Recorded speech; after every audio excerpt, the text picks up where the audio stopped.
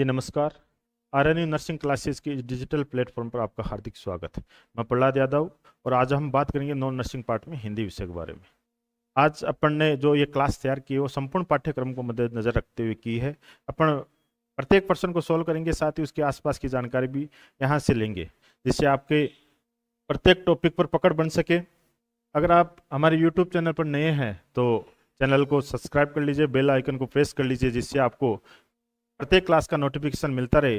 साथ ही आप अपनी तैयारी को और बेहतर करना चाहते हैं तो प्ले स्टोर पर हमारा आरएनयू नर्सिंग क्लासेस का एप्लीकेशन है, वहाँ विजिट कीजिए और नाम मात्र की फीस में, नाम मात्र की शुल्क में अपन ने टेस्ट सीरीज तैयार की है। बहुत ही बेहतरीन टेस्ट सीरीज, आप एक बार परचेज करके देखें, जिससे आपका स्तर का पता चलेगा।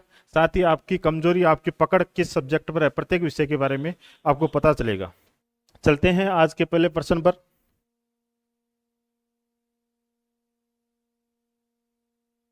पहला प्रश्न है, किस क्रम का शब्द तत्सम है? अपने को तत्सम शब्द पूछा है। तत्सम कौन से होते हैं? तत् धन सम। तत्सम का मतलब होता है उसके समान। किसके समान? संस्कृत के ऐसे शब्द जिस प्रकार संस्कृत में प्रयोग किए जाते हैं उसी प्रकार हिंदी भाषा में प्रयोग किए जाते हैं, वे तत्सम कहलाते हैं। तो फिर तद्भव क्या होता है? संस्कृत के वे शब्द जो मूल रूप से संस्कृत के थे लेकिन घिस पिट कर जिनका रूप परिवर्तित हो गया है, आम बोलचाल की भाषा में जो परिवर्तित रूप हो गया है, वो तद्भव कहलाते हैं। इसमें पूछा है किस क्रम का शब्द तत्सम है? मक्षिका, मीत, मुट्ठी, मोर। तो यहां अपना सही आंसर हो जाएगा मक्षिका। इसका तद्भव रूप होगा मक्खी। मीत, मीत का तद्भव रूप दिया है, तत्सम क्या होगा? मित्र। मुट्ठी, मुट्ठी का तत्सम रूप होगा मुष्टि। मोर का होगा मयूर। इसी प्रकार यहां पर अपन को पूछा था तत्सम कौन सा है, तो तत्सम हो गया मक्षिका। इसी प्रकार बहुत से शब्द जो बार बार एग्जाम में पूछे जाते हैं, काज है, काज का हो जाएगा कार्य, यह तद्भव है, आगे तत्सम है। उत्सव, उत्सव का हो जाएगा उत्सव, तत्सम रूप उत्सव। जैसे एक शब्द है पितर, इसका हो जाएगा पितृ। एक शब्द है घर, घर का हो जाएगा ग्रह। एक शब्द है चांद, चांद का हो जाएगा चंद्र। एक शब्द है पूत, पूत का तत्सम होगा पुत्र। और एक शब्द है रीता, रीता का मतलब हो जाएगा रिक्त, तत्सम रूप। ये वे शब्द हैं जो बार बार एग्जाम में पूछे गए हैं। काज का कार्य हो जाएगा, उत्सव का उत्सव हो जाएगा, पितृ का पितृ हो जाएगा, पूत का पुत्र हो जाएगा, रीता का रिक्त हो जाएगा, घर का ग्रह हो जाएगा, चांद का चंद्र हो जाएगा, आंसू का अश्रु हो जाएगा। ये वो शब्द थे अपन को पूछा गया तत्सम। तत्सम के अलावा तद्भव होते हैं, देशज होते हैं, विदेशज होते हैं। देशज वे शब्द जो अपने ही यहाँ के मूल रूप से हैं, विदेशज विदेशज वे शब्द होते हैं जो विदेशी भाषाओं से लिए गए हैं, तो वे विदेशज कहलाते हैं। अगला प्रश्न है, कौन सा शब्द पुल्लिंग नहीं है? दोस्तों, नहीं है, रहित है, इन शब्दों पर विशेष ध्यान देने की जरूरत है, क्योंकि ये छोटे छोटे शब्द बिना ध्यान दिए अपन प्रश्न को सोल्व करने की कोशिश करते हैं, प्रश्न गलत हो जाता है। तो इन पर विशेष ध्यान दें, अंडरलाइन कर लें इन शब्दों को। पुल्लिंग नहीं पूछा है, मतलब पूछा क्या है? स्त्रीलिंग। हिंदी में लिंग दो प्रकार के होते हैं, एक होता है पुल्लिंग, एक होता है स्त्रीलिंग।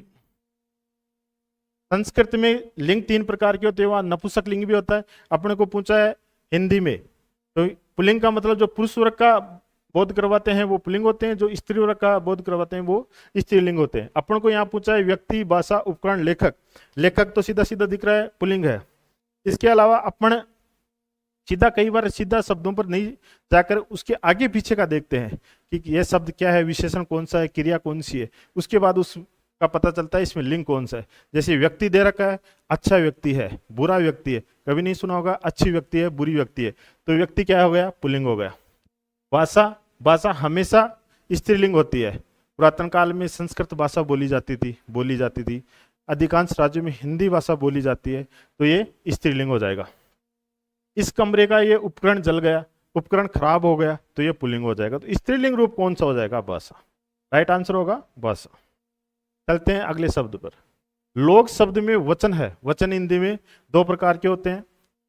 वचन, एक वचन जो एक का बोध करवाए, बहुवचन जो एक से अधिक का बोध करवाए।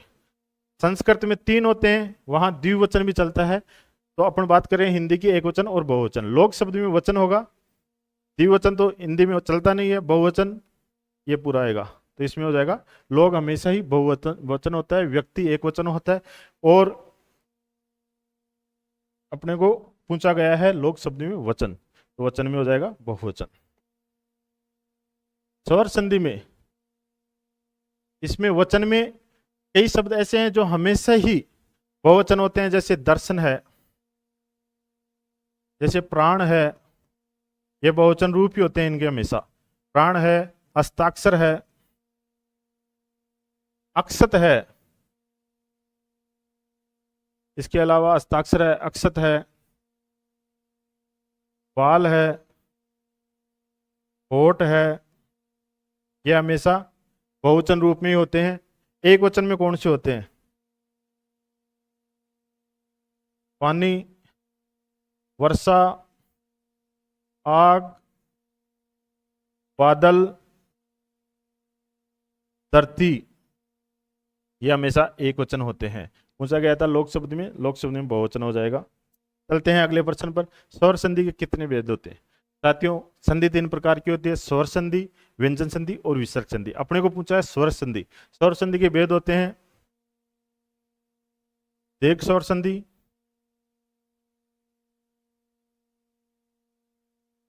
गुण स्वर संधि,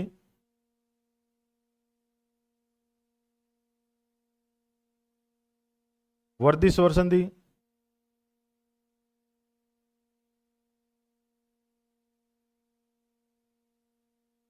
यण स्वर संधि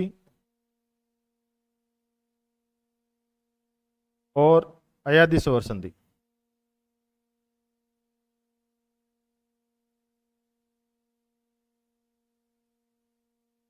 पहली है दीर्घ स्वर संधि, दूसरी है गुण स्वर संधि, तीसरी है वर्धी स्वर संधि, चौथी है यण स्वर संधि, पांचवी है अयादि। तो स्वर संधि के कितने भेद हो गए? 5।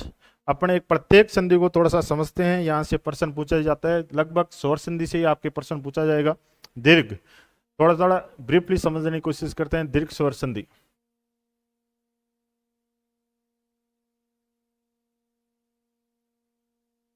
दीर्घ स्वर संधि, दीर्घ में क्या होता है? एक ही स्वर के ह्रस्व और दीर्घ रूप जुड़कर दीर्घ रूप बना लेते हैं। जैसे ए या आ के बाद में ए या आ जाए तो हमेशा आ बनेगा। ए के बाद में ए आ जाए तो भी आ बनेगा, ए के बाद में आ जाए तो आ बनेगा, आ के बाद में ए आ जाए तो भी आई बनेगा। जैसे उदाहरण से समझते हैं, जैसे एक उदाहरण है विद्या धन आलय। यहाँ क्या है? आ, आगे क्या है? आ, तो आ और आ मिलकर क्या हो जाएगा? आ। इसका लोप हो जाएगा इस पर, तो क्या हो जाएगा? शब्द क्या बन जाएगा? विद्या, या आ जुड़ जाएगा विद्यालय। जैसे एक शब्द है युग धन अंतर, यहाँ क्या है? ए, यहाँ क्या है? ए और ए मिलकर क्या बन जाएगा? आ। शब्द क्या हो जाएगा? क्या में आ जुड़ जाएगा युग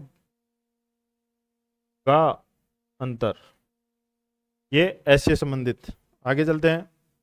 जैसे ई है, दीर्घ स्वर संधि की बात हो रही है, बड़ी ई है, इसके बाद में ई या बड़ी ई आ जाए तो हमेशा बड़ी ई हो जाएगा।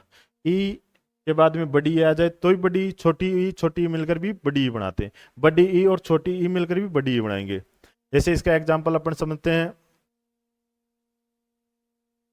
अभी धन इप्सा, यहाँ छोटी ई है, यहाँ बड़ी ई है, मिलकर क्या बनाएंगे? बड़ी ई। तो अभी सा, ठीक है। अगला इसका रूप है ऊ और ऊ मिलकर बड़ा ऊ बनाएंगे। जैसे ऊ है या बड़ा ऊ है, इसमें ऊ आ जाए या बड़ा ऊ आ जाए तो बड़ा ऊ बन जाएगा हमेशा। जैसे इसमें है लघु धन उत्तर, यहाँ छोटा ऊ है, यहाँ छोटा ऊ है, मिलकर क्या बनाएंगे? बड़ा ऊ। छोटा ऊ और छोटा ऊ मिलकर क्या बनाएंगे? बड़ा ऊ। बड़ा ऊ किस पर लगेगा? ग पर। लघु तर, ये शब्द हो जाएगा लघुतर। जैसे एक शब्द है भानुदय, भानुधन उदय। छोटा ऊ मिलकर क्या बनाया जाए? बड़ा ऊ। ऊ किस में जुड़ेगा? न में, भानु। ठीक है, अगली संधि कौन सी है? अगली संधि पर चलते हैं अपने, गुण संधि। इसमें क्या होता है? ए या आ के बाद में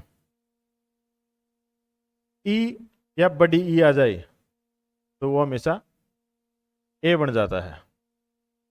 ए या आ के बाद में ई या बड़ी ई आ जाए तो क्या बन जाता है? जैसे एग्जाम्पल है भाल धन इंदु, ए है, यहाँ ई है, क्या बनेगा? ए किस में जुड़ेगा? ल में, बालेंदु। शब्द क्या हो जाएगा? बालेंदु। इसके अलावा ए या आ के बाद में ऊ आ जाए या बड़ा ऊ आ जाए, ए या आ के बाद में ऊ या बड़ा ऊ आ जाए तो क्या बन जाएगा? ओ। जैसे रोग धन उपचार की संधि करेंगे, क्या में ए है, यहाँ ऊ है, क्या बनेगा? ओ। ऊ, ए और ऊ मिलकर ओ बन जाएगा। ओ किस में जुड़ेगा? ग पर। तो शब्द हो जाएगा रोगोचार। ये कौन सी संधि थी? गुण संधि। इसके बाद में अपन वर्दी की बात करते हैं, वर्दी स्वर संधि। इसमें ए या आ के बाद में ए या आई आ जाए तो आई बन जाएगा। ए या आ के बाद में ओ या औ आ जाए तो हमेशा औ बनेगा। कैसे?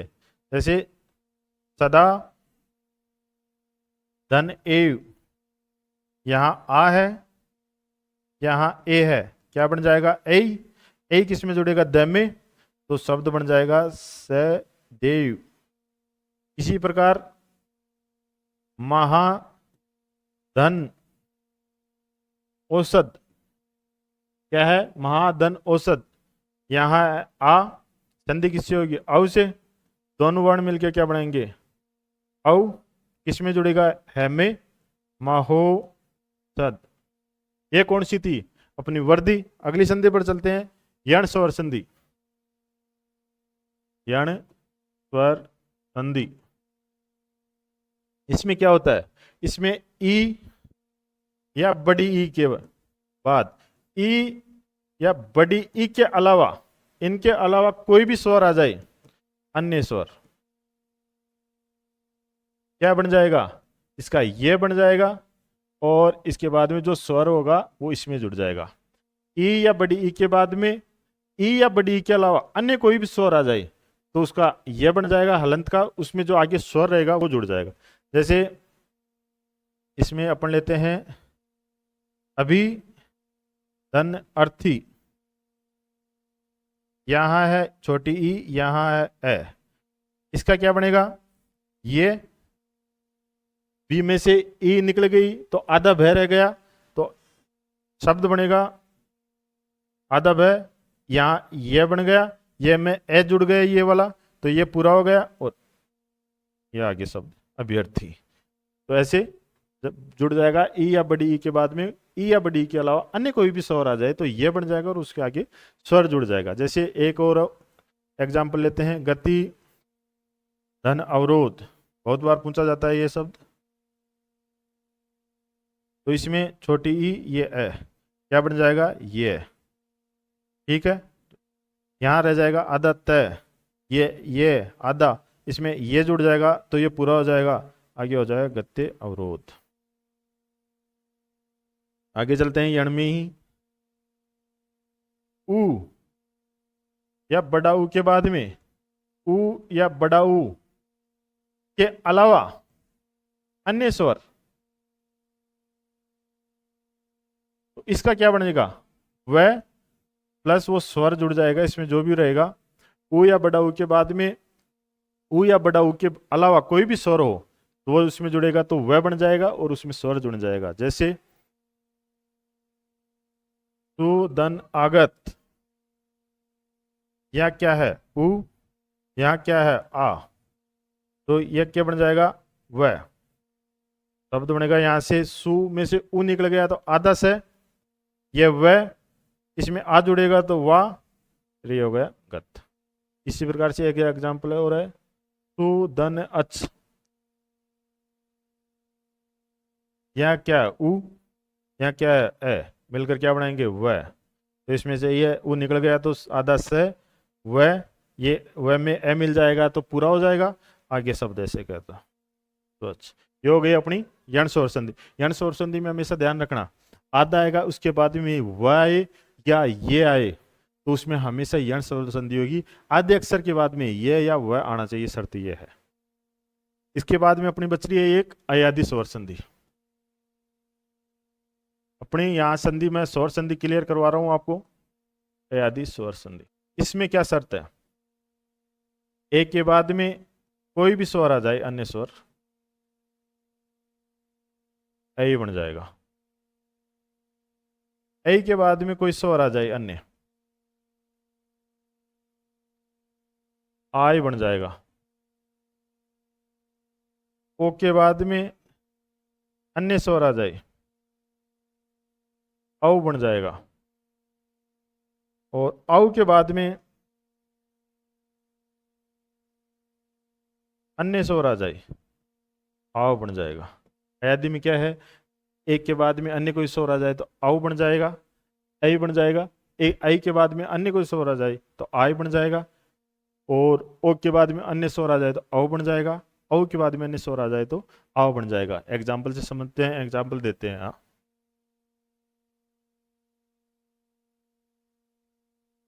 एक के बाद में जैसे अयादि में के दन अक, यहाँ ए है यहाँ ए है तो इसमें क्या बनेगा आई, ठीक है। तो ग में से ए निकल गया तो क्या बचा आधा ग, आधा ग प्लस ये मिलकर बन गया आई प्लस अक। तो शब्द क्या बनेगा, यहां से ग में आ जुड़ेगा गा, यह में ए जुड़ जाएगा यह पूरा, ये हो जाएगी संधि गायक। गई में ए निकला और ए जुड़ के आय हो गया, इसके बाद में अपन को ये संधि बन गई। इसके बाद में है हाँ गायक कौन,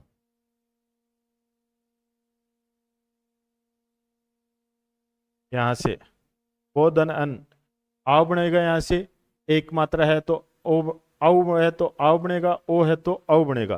तो इसमें है यहाँ ओ ए बन के औ और अन, शब्द बन जाएगा पवन। प में ए मिलकर प पूरा और वह में ए मिलकर ये पवन। ये थी अपनी अयादि संधि। ये पूरी संधि स्वर संधि को अपन ने यहाँ खत्म कर लिया है। चलते हैं अगले प्रश्न पर।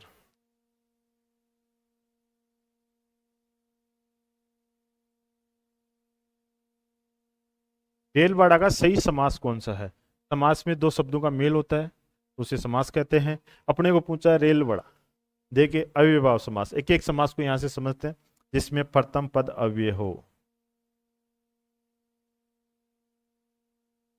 जैसे यथाशक्ति, शक्ति के अनुसार, प्रत्यक्ष आंखों के सामने, रातों रात, रात ही रात में, ये इसके हैं उदाहरण।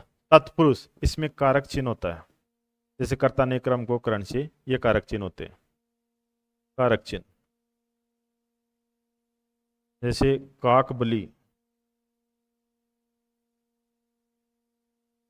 काक के लिए बलि,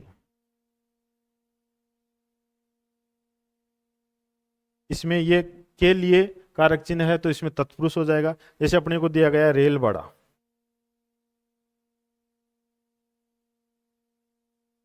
रेल के लिए वाड़ा, मास विग्रह हो जाएगा रेल के लिए वाड़ा। तो इसमें सही समास हो जाएगा तत्पुरुष और इसके और उदाहरण देखें तो एक होता है पथभ्रष्ट, कई बार एग्जाम में पूछा गया है, पथ से भ्रष्ट, इसमें भी तत्पुरुष समास है, पथ से भ्रष्ट।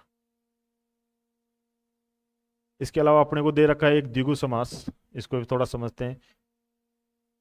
द्विगु में प्रथम पद संख्यावाची होता है, प्रथम पद संख्यावाची। एग्जाम्पल से यहाँ और अच्छे से समझते हैं। जैसे सप्ताह है 7 दिनों का समूह है, नवरात्र नवरात्रियों का समूह है, इसके अलावा सतसई 700 का समूह है, इसके अलावा शताब्दी 100 वर्षों का समूह है। ये इसके उदाहरण है। द्वंद्व, दोनों पद प्रधान। द्वंद्व में क्या होता है? दोनों पद प्रधान। जैसे माता पिता, दाल रोटी में दोनों पद प्रधान होते हैं। तो अपने को पूछा था रेलवाड़ा का सही समास कौन सा है, तो इसमें आ जाएगा तत्पुरुष। इसके अलावा अगले में चलते हैं। निम्नलिखित में से उपसर्ग रहित शब्द है, शब्द है रहित पूछा है जिसमें उपसर्ग नहीं है। एक एक को अपन देखते हैं। इसमें है सु धन योग, वि धन देश, विदेश का हो जाएगा अति धन। इसमें संधि भी है अत्यधिक में, अति धन अधिक, और ये आपका उपसर्ग भी है। सुरेश में केवल संधि है, सुर धन ईस। सुरेश में केवल संधि है, सुर धन ईस, तो अपना राइट आंसर हो जाएगा सुरेश। अपन और देखते हैं इस विसर्ग में उपसर्ग में सु से और कौन सा बनेगा? सुविचार है आपका, स्वागत है, मोस्ट इंपोर्टेंट, क्योंकि इसमें दिखता नहीं है लेकिन इसमें सु है। स्वच्छ है, ठीक है, सुविचार है, स्वच्छ है, ये आपके वि से विवाह, विवाह है, व्यर्थ है। साथियों इसमें ये इंपॉर्टेंट है, ये इंपॉर्टेंट है, ये इंपॉर्टेंट है, क्योंकि इसमें दिखता नहीं है लेकिन वी है। एक आपका है व्याकरण, विचार, ये आपके शब्द हैं। अत्यधिक में एक तो अत्यधिक आ गया खुद, अत्यल्प है, अतिवृष्टि है, अत्याचार है,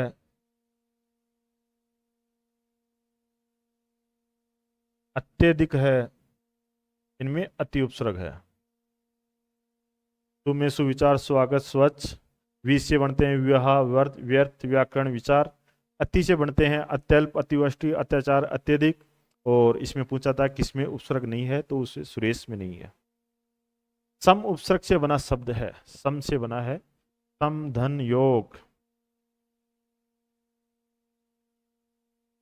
साथियों उपसर्ग शब्द से पहले लगते हैं, प्रत्यय बाद में लगते हैं, तो इसमें पहले आ जाएगा सम शब्द से। इसके अलावा क्या बनते हैं? जैसे संगीत है सम से, सम्मेलन है, समाचार है, इसके अलावा सम्मेलन है, संगीत है, समाचार है, और आपका सम से कौन सा शब्द रह गया? समाचार है, संगीत है, सम्मेलन है, ठीक है। तो ये शब्द और बनते हैं सम उपसर्ग से। आगे चलते हैं। दुमिल शब्द से बना प्रत्यय है, प्रत्यय लास्ट में जुड़ते हैं, उपसर्ग पहले जुड़ते हैं शब्द के। दुमिल में तो इसका विच्छेद हो जाएगा, दुमिल, धूम धन इल, ल प्रत्यय है इसमें। ल से और कौन से बनते हैं? युगल है, धवल है, नवल है,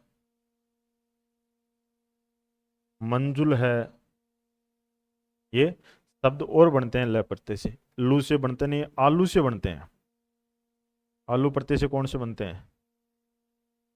झगड़ालू, कृपालु, ईर्ष्यालु, दयालु, ये आलू प्रत्यय से बनने वाले शब्द हैं। अपने को पूछा था दुमिल शब्द में प्रत्यय है, तो दुमिल में क्या हो जाएगा? ल प्रत्यय। चलते हैं अगले प्रश्न पर। अर्थी और अर्थी युग्म का सही अर्थ युग्म है। अर्थ युग्म का प्रश्न है। अर्थी, अर्थी वो होती है जिस पर अंतिम शव यात्रा निकाली जाती है, और अर्थी का मतलब होता है याचक या भिक्षुक। ठीक है, तो यहां हो जाएगा अर्थी, अर्थवान नहीं होगा अर्थी का, अर्थी का निरर्थक भी नहीं होगा, अर्थवान भी नहीं होगा, शव, लेकिन ये अर्थवान गलत है, यहाँ याचक कर लो या भिक्षुक आ जाएगा। इसी प्रकार अर्थयुग में आ जाता है कर्तज्ञ, कर्तज्ञन, तो इसका मतलब होता है उपकार को मानने वाला, मानने वाला, और ये उपकार को न मानने वाला, ये भी मोस्ट इंपॉर्टेंट है। कर्तज्ञ का मतलब उपकार को मानने वाला, कर्तज्ञन का मतलब उपकार को न मानने वाला। किसी के पास रखी दूसरे की वस्तु के लिए एक शब्द होगा, इसके लिए शब्द होता है अमानत, धरोहर, लेकिन ये दोनों ही नहीं है, तो इसमें आ जाएगा अपना थाती। थाती भी किसी दूसरे की वस्तु अपने पास रखी हो उसके लिए एक शब्द हो जाएगा थाती। चलते हैं अगले प्रश्न पर। सूक्ष्म शब्द का विलोम शब्द पूछा है, विलोम शब्द का प्रश्न है, सूक्ष्म का पूछा है, तो सूक्ष्म का हो जाएगा स्थूल। इसका असूक्ष्म का मतलब क्या होता है? सूक्ष्म, विशाल, बड़ा का मतलब छोटा, और सुशील ये ल है भाई, तो ये हो जाएगा दुस्शील। ये तो सूक्ष्म शब्द का विलोम शब्द पूछा था, तो स्थूल हो जाएगा। निरपेक्ष का सही विलोम शब्द क्या होगा? निरपेक्ष का सही विलोम शब्द होगा सापेक्ष, निरपेक्ष का सापेक्ष। प्रत्यक्ष के क्या होगा? प्रत्यक्ष का होगा प्रोक्ष, प्रोक्ष का हो जाएगा प्रत्यक्ष, और प्रतिपक्ष का हो जाएगा पक्ष, पक्ष का हो जाएगा प्रतिपक्ष। निरपेक्ष का विलोम शब्द यहाँ पूछा गया था, निरपेक्ष का हो जाएगा सापेक्ष। चलते हैं अगले प्रश्न पर। नीचे दिए गए प्रश्नों में 4 विकल्प दिए गए हैं। अनेकार्थ शब्दों की दृष्टि से एक विकल्प अनुपयुक्त है, उसका चयन करना है। मतलब एक जो ऑप्शन है वो गलत है, उसको यहाँ छांटना है। अर्थ का मतलब धन भी होता है, कारण भी होता है, मतलब भी होता है। उमा, पार्वती, दुर्गा, शारदा, उमा की पर्यायवाची। अहि का सांप होता है, सूर्य, ये देखो सूर्य इस अहि का नहीं होता है, उसके लिए होता है अहि, ई की मात्रा बड़ी होती है, उसका मतलब होता है सूर्य। राहु, उपल, ओला, बादल, पत्थर, एक और आ जाता है मेघ, तो इसमें से राइट आंसर हो जाएगा अनुपयुक्त अहि। आगे चलते हैं। सही वर्तनी वाला शब्द है, शब्द शुद्धि का प्रश्न है, सही वर्तनी वाला पूछा है। युधिष्ठर, युधिष्ठर एक से शब्द है, लेकिन इसमें आ जाएगा यू छोटा, तभी छोटी मात्रा आएंगी तो युधिष्ठिर। कई बार और पूछ लिया जाता है, जैसे एक शब्द है जो काफी बार पूछा जाता है, आशीर्वाद, सही शब्द होगा ये, एग्जाम में लिखा आ जाता है कई बार ऐसे आशीर्वाद, कई बार बड़ी की मात्रा आ जाती है आशीर्वाद। इसके बाद अलावा सबसे ज्यादा पूछा जाता है उज्जवल, इसमें डबल जय आद्य आएंगे, लिखे आ जाते हैं ऐसे उज्जवल, यह गलत है, यह सही है। जैसे प्रज्वलित, यह शब्द सही है, लेकिन ऐसे लिखे आ जाते हैं प्रज्वलित, ये गलत है। इसके अलावा आ जाता है उपरोक्त, उपरोक्त शब्द भाई गलत है, इसका होता है उपर्युक्त, उपरोक्त नहीं होता है, उपर्युक्त होता है। जैसे एक शब्द पूछ आ जाता है अधीन, अधीन नहीं होता, अधीन होता है, ये राइट है, ये गलत है। ये शब्द थे शब्द शुद्धि के, उपरोक्त नहीं होता, उपयुक्त होता है। आशीर्वाद, आशीर्वाद हमेशा ऐसे लिखा जाएगा आशीर्वाद, व्यापर रहेगा, ध्यान रखना। उज्जवल का भी बार पूछा जाता है, अधीन का भी बार पूछा जाता है, तो ये अधीन जय की मात्रा बड़ी आएगी भाई इसमें। आगे चलते हैं। निम्नलिखित में वाक्यों में शुद्ध रूप है, वाक्य शुद्धि का प्रश्न है। आपका दर्शन दुर्लभ है, आपका नहीं आपके, आपके। ठंडा गड़े का पानी पिलाइए, ठंडा गड़े का नहीं, गड़े का ठंडा पानी, क्या हो जाएगा? गड़े का ठंडा। हम लोग कुशल पूर्वक हैं, यह ठीक लग रहा है थोड़ा। उसे मृत्यु दंड की सजा मिली, यहाँ शब्दों की पुनरावृत्ति है। दंड और सजा का मतलब एक ही होता है। यहाँ शब्दों की पुनरावृत्ति की वजह से ये वाक्य अशुद्ध है, तो शुद्ध रूप हो जाएगा हम लोग कुशल पूर्वक हैं। भीगी बिल्ली हो जाने का अभिप्राय है भीग जाना, बिल्ली की तरह आवाज निकालना, डर जाना, सर्दी लग जाना। तो इसमें राइट आंसर हो जाएगा, बहुत ही इजी सा प्रश्न है, डर जाना। आगे प्रश्न है गड्ढे मुर्दे उखाड़ने का अभिप्राय है व्यर्थ श्रम करना, कब्रिस्तान से शरारत करना, अंतिम संस्कार करना, पुरानी बातों को दोहराना। तो गड्ढे मुर्दे उखाड़ने का अभिप्राय है पुरानी बातों को दोहराना। जैसे कई बार अपन आम बोलचाल की भाषा में बोल देते हैं, दो तीन दोस्त बैठे रहते हैं, तब बोलते हैं कोई पुरानी बातों को दोहराता है तो बोलते क्यों गड्ढे मुर्दे उखाड़ रहा है, तो इसी का अर्थ है पुरानी बातों को दोहराना। डंका बजाना मुहावरे का सही प्रयोग किस क्रम में हुआ है? डंका बजना, बजाना यानी डंका बजना। तो प्रचारित करना, झूठ बोलना, प्रतिष्ठित हो जाना, शोर करना। तो डंका बजने का मतलब होता है प्रतिष्ठित हो जाना। जब आप आरएनयू नर्सिंग क्लासेस की इस प्लेटफॉर्म से सक्सेस हो जाओगे तो आपका गांव समाज में डंका बजने लग जाएगा, क्योंकि आप प्रतिष्ठित हो जाओगे। तो इसका राइट आंसर हो जाएगा प्रतिष्ठित हो जाना। साथियों, आप अगर इस प्लेटफॉर्म पर नए हैं तो हमारी आरएनयू नर्सिंग क्लासेस की इस यूट्यूब चैनल को सब्सक्राइब कर लीजिए, बेल आइकन को प्रेस कर लीजिए, जिससे आपको नर्सिंग नॉन नर्सिंग की क्लासें लगातार मिलती रही।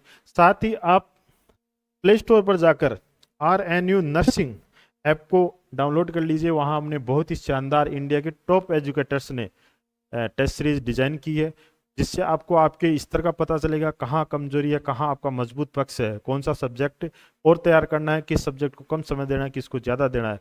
बहुत ही शानदार टेस्ट सीरीज है जिसमें हजारों बच्चे इनरोल्ड हैं, जिससे आपको आपकी वास्तविकता का भी पता चलेगा। एक बार आप प्ले स्टोर पर जाकर आरएनयू नर्सिंग के ऐप को डाउनलोड कर उस पर विजिट जरूर करना।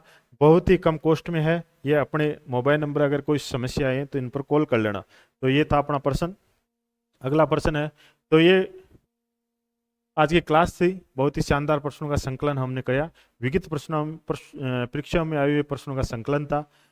आई होप आपको बहुत पसंद आए होंगे। आगे भी हम लगातार इस क्लास की श्रृंखला को जारी रखेंगे। मैं आपसे भरोसा दिलाना चाहता हूं कि आपको इस क्लास को देखने के बाद में अन्य कहीं जाने की जरूरत नहीं पड़ेगी। आपको कम से कम हिंदी को अच्छा समय देने का जरूरत नहीं रहेगी। आप अपनी क्लास से लगातार बने रहिए। साथ ही नर्सिंग नॉन नर्सिंग की सभी क्लासें यहाँ से यथावत जारी हैं। आप सभी क्लासों को एक बार जरूर देखिए। साथ ही आरएनयू नर्सिंग के ऐप को प्ले स्टोर पर जाकर डाउनलोड कीजिए, साथ ही विजिट कीजिए। नर्सिंग के बेहतरीन टेस्ट सीरीज हमने तैयार की है, एक बार वो भी परचेज करिए। नाम मात्र की शुल्क में है वो है। आज की ये क्लास थी। बहुत बहुत धन्यवाद, आभार।